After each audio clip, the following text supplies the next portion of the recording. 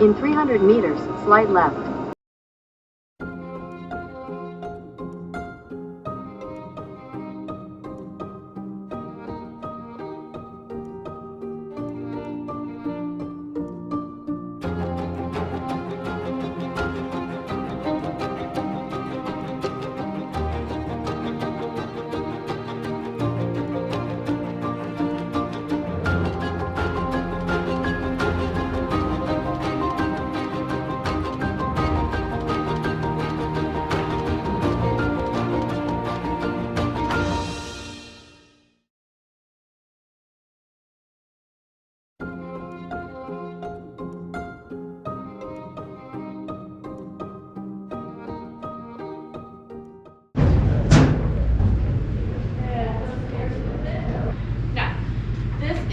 Control center, this is where the crew spent most of their 24-hour alert.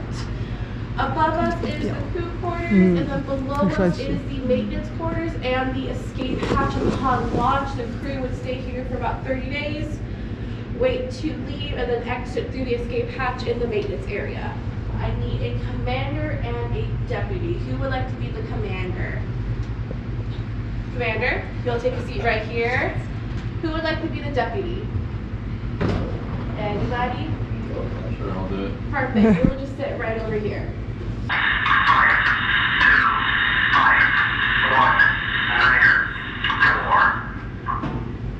Everybody get that? Everyone write it down? Perfect. At this point, the commander and deputy would actually switch their binders with each other, if you guys don't mind, for the purpose of this. This was to check each other's work to ensure that they both wrote down the exact same thing. So, you guys see this red safe right over here? This is known as the emergency war order safe. Basically, it will have the information to tell us what this message was. But before we get into that, does everyone see the two padlocks on there? Perfect. One padlock was the property of the commander, the other the property of the deputy.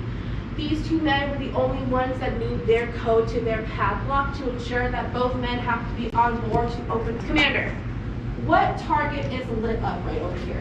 Target 2. Target 2. Does anybody have any idea where target 2 is? Moscow. Moscow's a really good guess. Anywhere else? If a lot of you said I have no idea, you guys are right.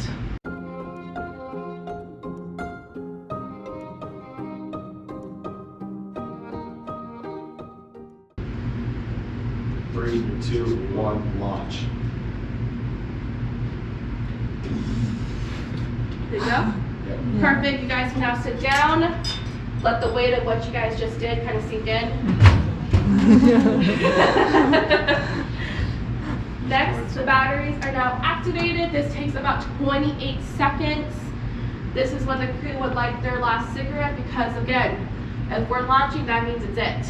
So, kind of make it last a little bit. Next will be the APS power line. That just means that the missile is now fully on its own power supply and it's disconnected from ours. That is the silo soft line, meaning those silo doors are now open. Next is the guidance go.